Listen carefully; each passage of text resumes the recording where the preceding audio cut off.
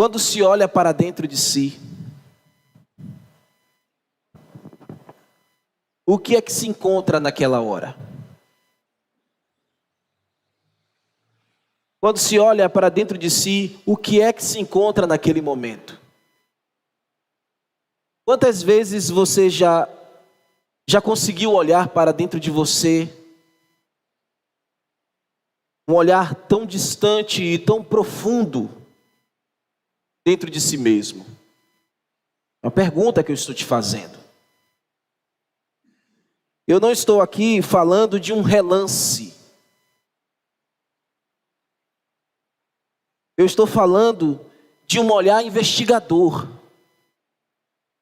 Um olhar criterioso, averiguador. Aquele olhar penetrante, inquiridor, que indaga, que questiona e faz você encontrar o real motivo da sua real existência. Você já fez essa introspecção hoje? Mergulhar dentro de si mesmo. Você procura você mesmo dentro de você mesmo. Você olha para o túnel da sua alma, você tem a atenção disso, você se preocupa com isso? Ou você leva a vida à revelia? Ou você vai, como o ditado diz, deixa a vida me levar? Não, a sua vida é muito preciosa para que você caia nesse conto do vigário. Você só tem uma vida para viver, então você precisa cuidar dela, você precisa olhar para dentro de você. Eu posso lhe afirmar que muitas pessoas neste mundo de meu Deus, neste mundo ao redor de você, não se importam em conhecer-se. Elas não se entendem. Elas não se aceitam, elas não se valorizam, elas não aceitam a realidade que estão vivendo.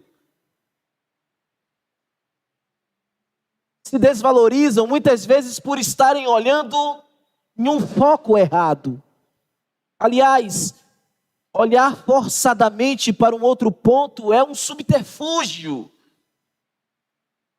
Ao invés de olhar para dentro de si, olha ao redor, olha ao lado, foge da sua realidade. É o medo de encarar-se a si mesmo. Olhar e se deparar com a sua própria realidade. E aí, se escondendo de si, fora de si. Semana, meses, dias, anos. Não se preenche, não se encontra. Não sabe nem mais quem é. Talvez você não saiba nem mais quem você é. As pessoas deste presente século que nós vivemos, meus irmãos, estão assim, com medo de encararem a vida, a realidade dos fatos. E olha para longe, não querem olhar para dentro de si. Temem olharem para dentro de si e não encontrarem motivo, causa ou razão para viver ou continuar vivendo. Muitos já desistiram de viver. A questão aqui, meu irmão, não é um motivacional. A questão aqui não é uma reflexão coaching. Não é o discurso da autoestima. Porque nós encontramos coaching para tudo hoje, neste mundo. Hoje, o discurso motivacional você encontra dentro da própria igreja, aos montes. Você vai em qualquer lugar e você encontra sempre uma palavra motivacional. Eu sei que estas coisas têm o seu devido lugar, têm o seu valor, mas elas não representam tudo. Não representam vida para o interior do homem.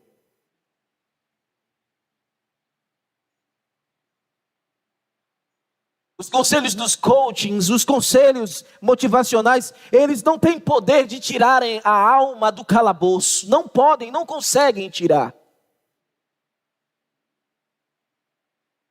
Essas ferramentas não transformam verdadeiramente ninguém e, na verdade, é perfeitamente possível que essas pessoas que são instruídas por estas coisas acabam se afastando mais ainda de Deus e, por consequência, mais longe de si mesmo.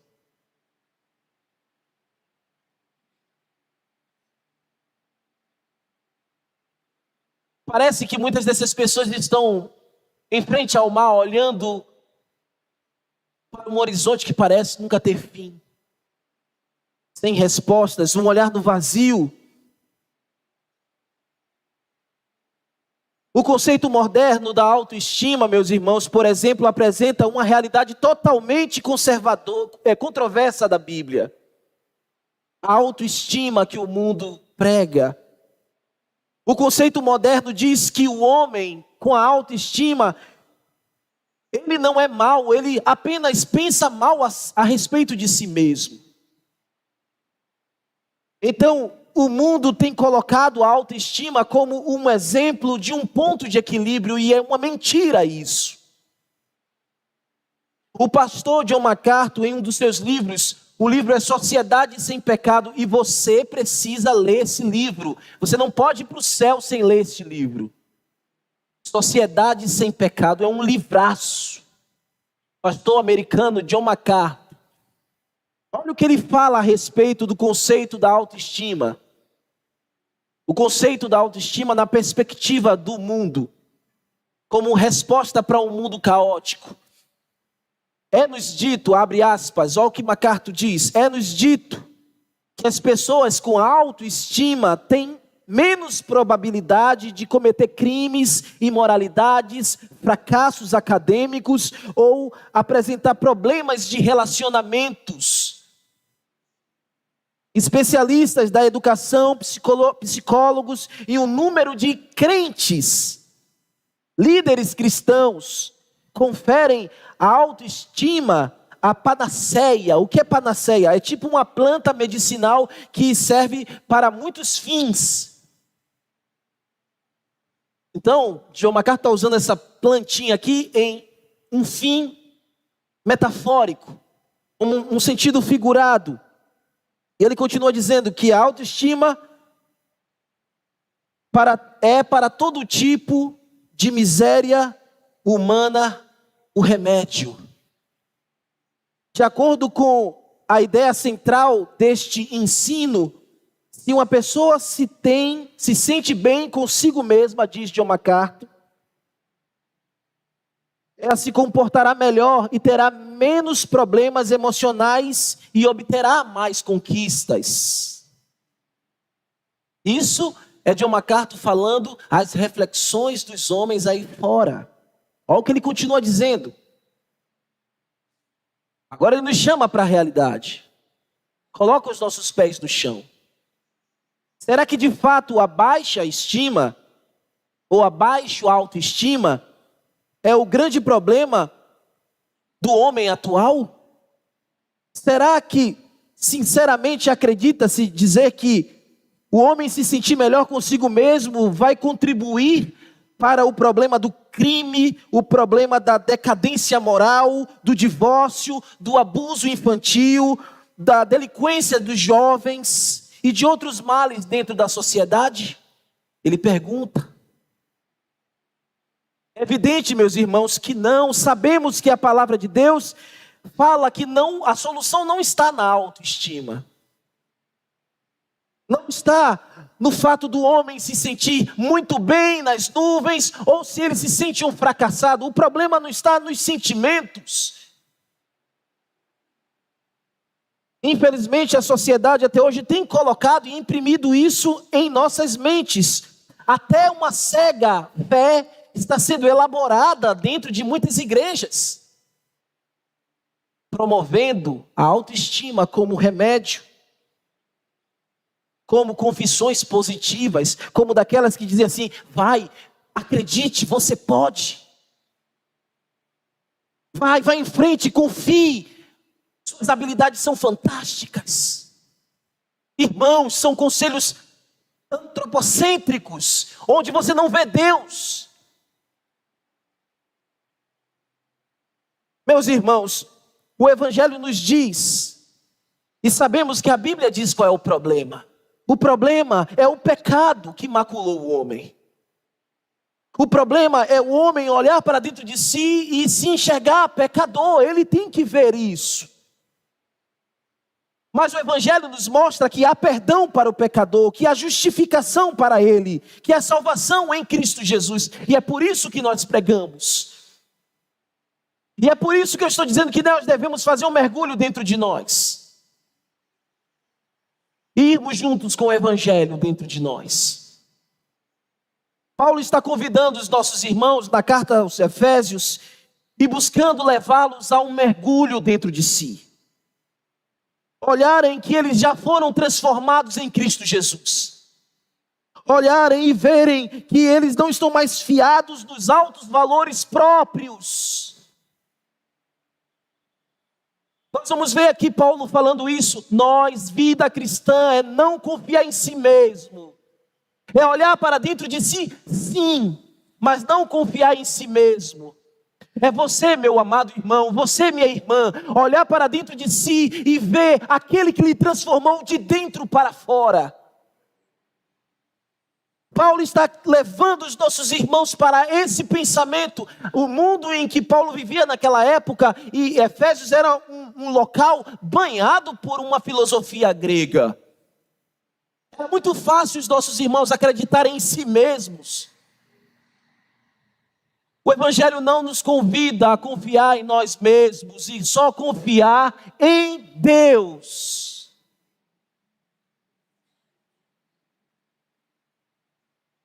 Por favor, abram comigo o texto sagrado, Efésios capítulo 5, versículo 1 e 2. Fique de pé e vamos ler o texto sagrado.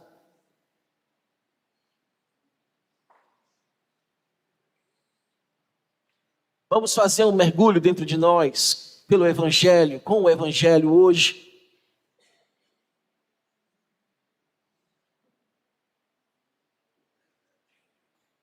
Diz o texto sagrado: sede, pois, imitadores de Deus como filhos amados.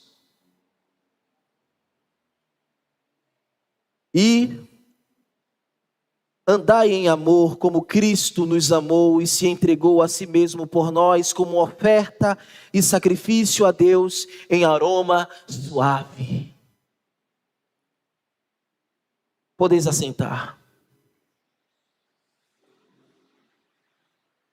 Paulo nos leva a uma profunda reflexão com estes dois versos. O capítulo começa com um imperativo, irmãos. A primeira palavra é um verbo, o verbo ser. Na forma imperativa, na expressão sede. Nos trazendo a ideia que não há uma alternativa. Não há uma escolha, é uma ordem expressa. É um imperativo para o cristão. Paulo está orientando os seus irmãos a tornarem-se, a serem feitos. Esta palavra também significa serem mudados, transformados, convertidos. Paulo está chamando o crente a se converter. Nós precisamos converter áreas da nossa vida, mesmo crentes. Paulo está se preocupando em dizer: olhe para dentro de si, você vai encontrar a área em você que precisa de uma conversão, uma mudança. Nos traduz essa ideia: mudar, transformar, converter, a partir de uma nova criação. Essa mudança não parte do nosso intelecto, nunca partiu disso. Parte de uma nova criação, somos nova criatura em Cristo Jesus. A palavra grega aqui é ginomai, que significa sede, tornai-vos, convertei-vos. No original é isso que significa. Paulo está gritando para eles: vocês precisam converter áreas da sua vida, e vocês só vão fazer isso se olharem para dentro de si e encontrarem. É um viver em constante transformação. A vida cristã, ela vai acontecendo a cada dia. Ela vai sofrendo profundas transformações, meus irmãos. Vida cristã verdadeira e autêntica é aquela que se transforma a cada dia para o seu Deus. Vida cristã de verdade é aquela que não estaciona, aquela que não para, ela vive uma constante mudança. É o desejo que o verdadeiro cristão tem de mudar a cada dia, de transformar áreas da sua vida em Deus. Paulo está dizendo: você precisa mudar por dentro a cada dia. É como se Paulo estivesse dizendo: irmãos, é necessário olhar para dentro de si, olhar para as suas realidades, sair da superficialidade, entrar no profundo do seu ser, encarar as verdades, os medos, os demônios da alma, e clamar a Deus por transformação, transformações necessárias, que são precisas, irmãos. Eu preciso fazer isso, você precisa fazer isso. Temos que olhar o conselho de Paulo.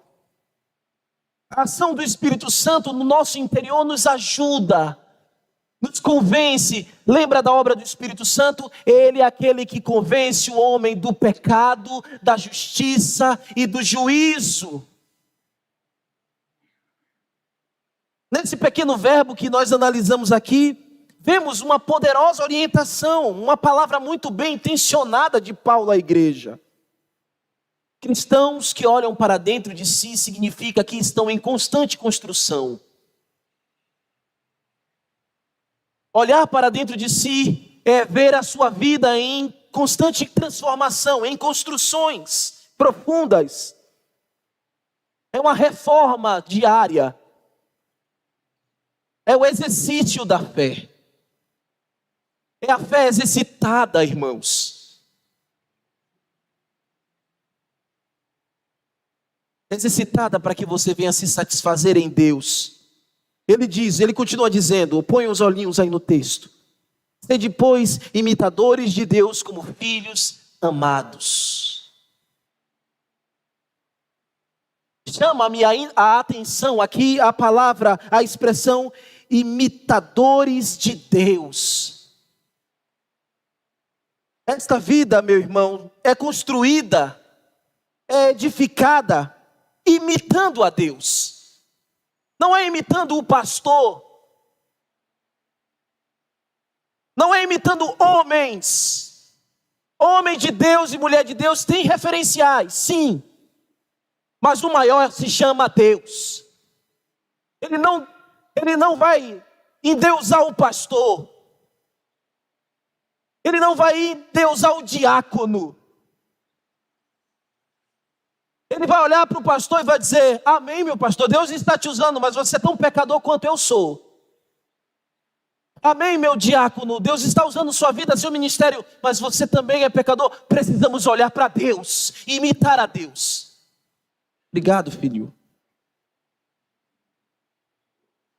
Vida cristã se constrói olhando para dentro de si, olhando para Deus e procurando imitar a Deus.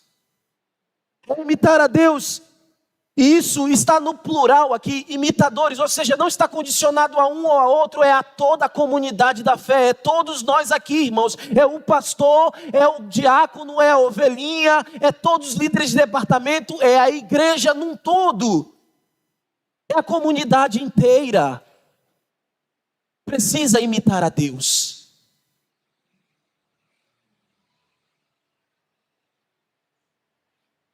Paulo está dizendo aos seus irmãos: vocês precisam imitar a Deus. É como se no mesmo fôlego Paulo estivesse usando aquelas palavras do mestre de Jesus quando disse assim: portanto, sede vós perfeitos como o vosso Pai Celestial é perfeito. É a chamada do crente, é as palavras do nosso mestre. Devemos procurar imitar a perfeição de Deus. E a gente já sabe que perfeição na Bíblia para nós cristãos é maturidade.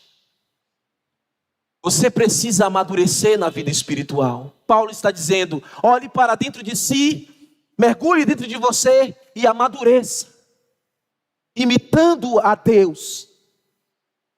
É possível imitar a Deus. A palavra imitadores também significa seguidores. Você imita e segue, você imita e reproduz no seu íntimo. Você procura estar mais íntimo de Deus e procura, portanto, observá-lo mais de perto. Deus na nossa vida não pode ser uma figura distante. Para imitar é preciso ter intimidade, é preciso estar mais perto.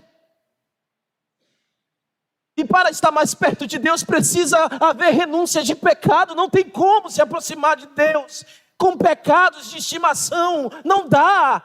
Ele não vai se revelar para você. Ele não pode fazer isso.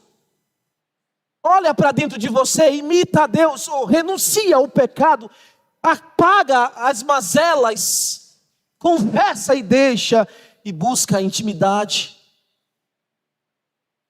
Aí você amadurece. Filhos sempre imitam os pais. Lembre que o texto diz: sedes imitadores de Deus como filhos amados. Filho sempre quer imitar o pai. Normalmente um filho quer assumir a profissão do pai. Paulo, quando está fazendo isso e construindo isso aqui, ele tem isso em mente. Ao olhar para dentro de você mesmo, Paulo está dizendo: enxergue que você é um filho de Deus. Enxergue que você tem um pai. E a consciência que devemos ter deve ser encerrada dentro de nós mesmos, que nós não somos bastardos. Temos um pai e o nome dele é Deus. O pai que nos amou e ele nos amou de maneira específica.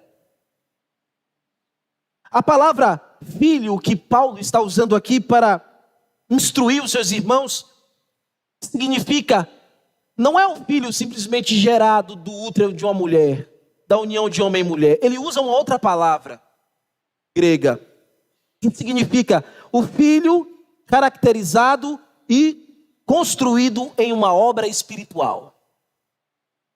É esse filho que Paulo está dizendo, é o filho da fé.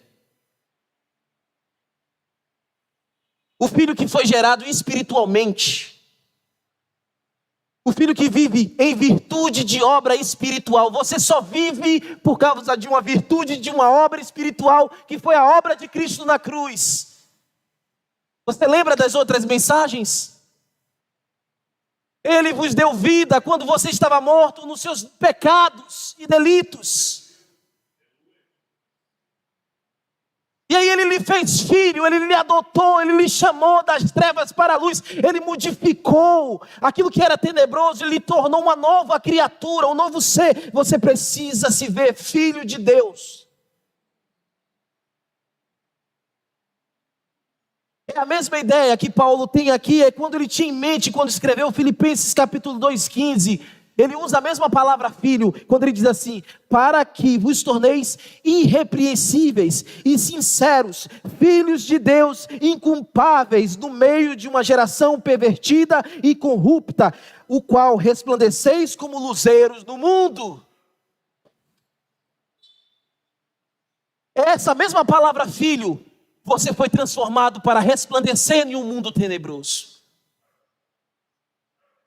Você foi transformado para viver irrepreensivelmente. Ele lhe fez filho, gerado por uma obra espiritual, para que você brilhasse.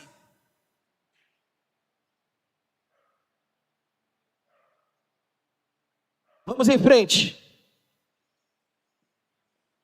É a mesma ideia que João usou lá no capítulo 8, versículo 39, e as palavras Jesus respondendo à incredulidade dos fariseus.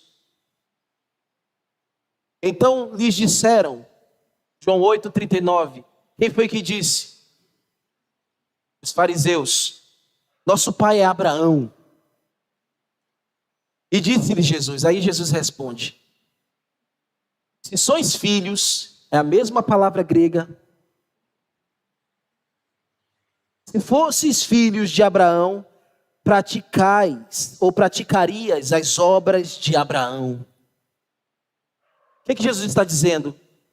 Se vocês aí, fariseus, fossem transformados por dentro, nascessem espiritualmente, se convertessem dos seus pecados, vocês teriam a mesma fé de Abraão, mas vocês não têm.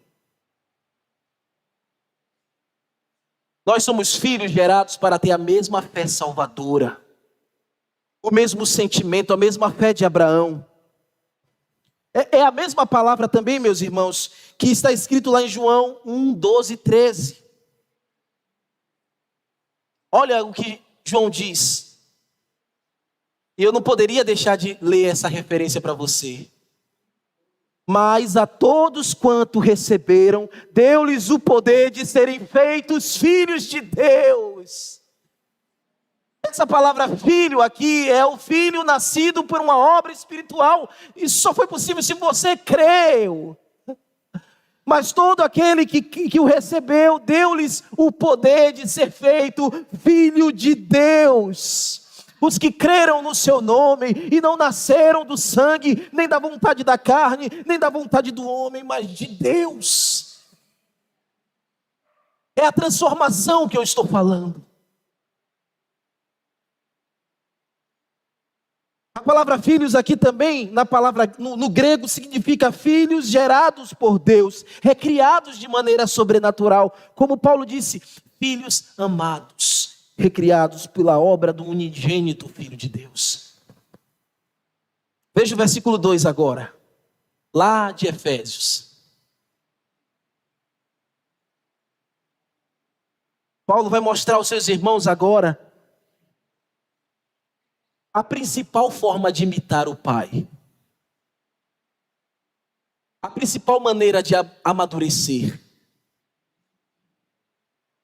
E você se sinta encorajado para fazer. E é esta: e andai em amor. Não tem outro caminho. A única maneira de imitar a Deus e amadurecer, o caminho é esse: amando. Amando é o amor. Você pode fazer qualquer coisa. Os filhos de Deus são caracterizados porque amam. O que caracteriza você como filho de Deus é porque você ama. Você pode fazer qualquer coisa, mas se você não amar, não adianta nada. Imitar a Deus é amar uns aos outros. Olha o que Jesus disse: ouviste o que foi dito, amarás ao teu próximo e odiarás o teu inimigo. Eu, porém, vos digo, amai os vossos inimigos e orai pelos que vos perseguem, para que vos torneis filhos do vosso Pai Celeste. Se nós não amamos, mentimos quando dizemos ou confessamos que somos filhos. É amar um ao outro, é cuidar um do outro. E o texto ainda prossegue dizendo: se você fizer qualquer outra coisa como qualquer um outro ímpio faz, que vantagem você tem? Que vantagem você leva? Imitar a Deus é amar. Maturidade na vida cristã é amar. Esta insígnia, o amor, não pode estar fora do seu peito. Ela precisa ser registrada em você. Deve ser a marca da sua vida cristã. Os cristãos são reconhecidos porque andam com Deus e amam uns aos outros. Porque imitam a Deus amando uns aos outros. Você lembra que Jesus falou? Porque Deus amou o mundo de tal maneira que deu o seu Filho unigênito a todo aquele que nele crê, não pereça, mas tenha a vida eterna. Como Deus manifestou a maior prova de amor ao mundo, enviando o seu Filho. Imite a Deus amando, levando o filho dele a outros, pregando o filho dele, o seu Salvador a outros. Isso é a melhor forma de amar, meu irmão. O texto prossegue dizendo: e andai em amor, como também Cristo nos amou e se entregou a si mesmo por nós. Amadureça, ande em amor, andai em amor, como também Cristo. Ou seja, nós precisamos olhar, imitar a Deus e imitar ao Filho. Paulo está dizendo que andar em amor também é olhar para Jesus Cristo, que realizou por nós o maior favor. É olhar para dentro de si e ver a obra que Cristo realizou em nós. É olhar para dentro de si e ver o sacrifício de Cristo, que nos remiu dos nossos pecados. Em 2 Coríntios capítulo 5, versículo 21 diz assim: nós devemos olhar, olha o texto que Paulo fala: aquele que não conheceu o pecado, ele o fez pecado por nós, para que nele fôssemos feitos justiça de Deus. Olhe para Jesus. Olhe para Jesus você hoje, que não olhou para ele da maneira como você deveria vê-lo, como seu Salvador. Ele é o único que pode perdoar os seus pecados e fazer você justiça de Deus. O Senhor, em seu ato de amor para conosco, nos purificou e nos justificou. E nos tornou aceitáveis a Deus. O ato do nosso Salvador para conosco, como Paulo disse, foi como uma oferta de amor a Deus, como sacrifício de aroma suave. Deus recebeu o sacrifício do Filho em amor por nós. Deus recebeu o sacrifício do seu Filho por você.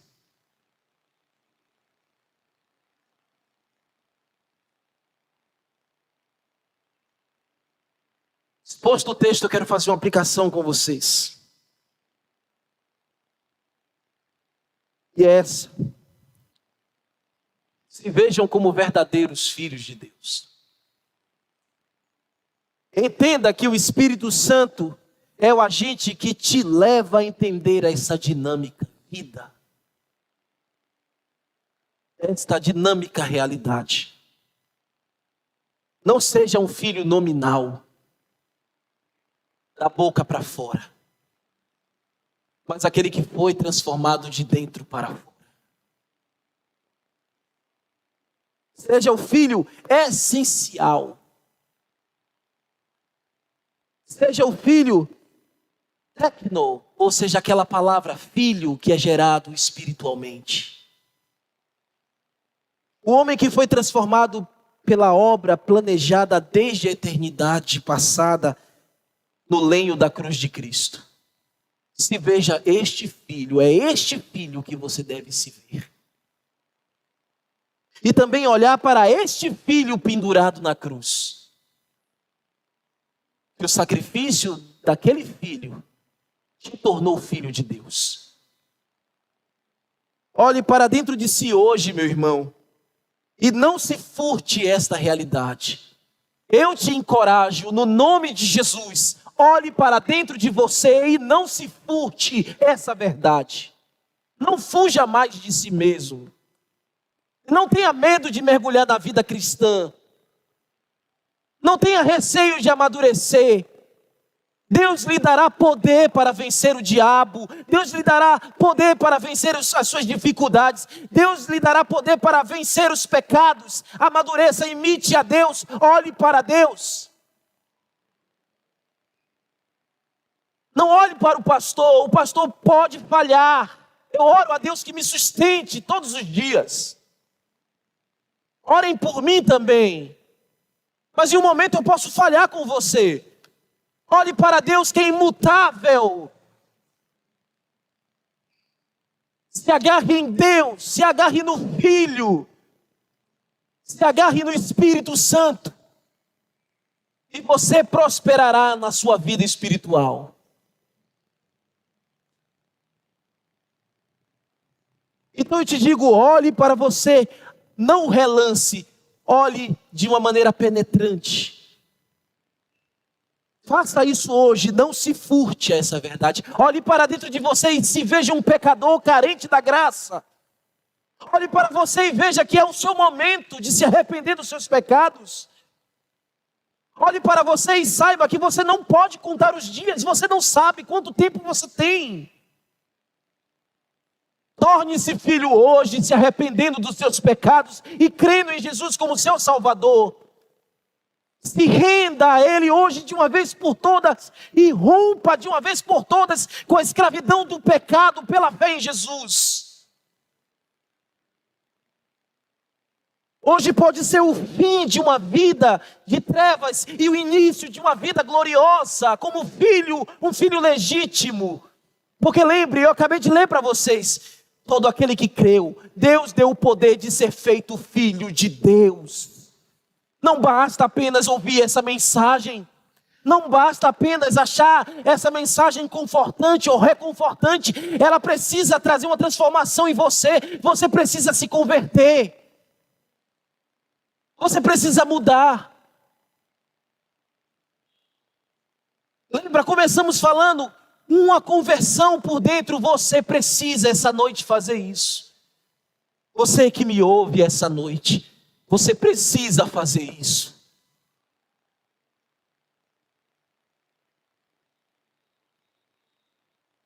Eu não posso olhar dentro de você. Eu não posso mergulhar dentro de você. Mas Deus faz. E você também pode. E o Espírito Santo lhe dá força. E convence o teu coração hoje. Porque a força não está em você. A força não está em você, crente. Nunca esteve em você, sempre esteve em Cristo. A força nunca esteve em você, ó homem pecador. Nunca esteve. Está em Cristo, se agarre a Ele. A transformação nunca será produzida por você, mas produzida pelo Espírito da graça. Só o Senhor pode transformar você. Transformar o seu coração.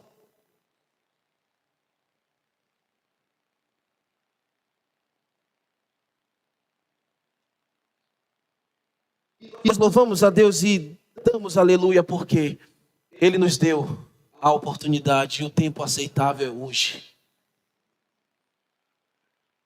Procure imitar o seu Pai Celestial. E também não esqueça que a tônica da vida do crente é o amor. Se te reconhecerem por qualquer coisa, menos o amor, você não poderá estar diante do seu Salvador. Se você for reconhecido por um pregador eloquente e não amar, não adiantou suas pregações, não adiantou seus gestos. Paulo disse, se eu entregar meu corpo, se eu queimá-lo, se eu entregar bens, se eu fizer tudo e não tiver o amor, será como um sino que tine, não tem valor. O valor da vida cristã é o amor. Ame o próximo, ame o pecador, ame o seu irmão. Vamos orar.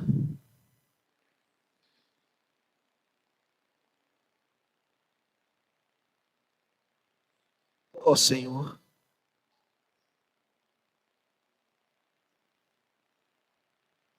nós nos colocamos em Tua presença aqui, mais uma vez, clamando a Ti misericórdia.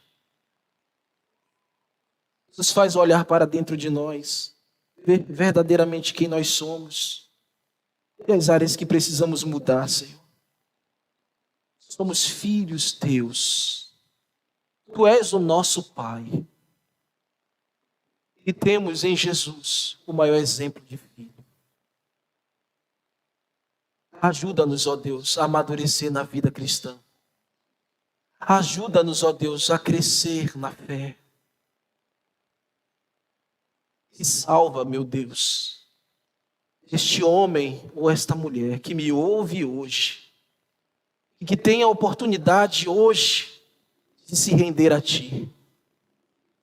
Quebranta-lhe o coração, Senhor. Dá nova vida.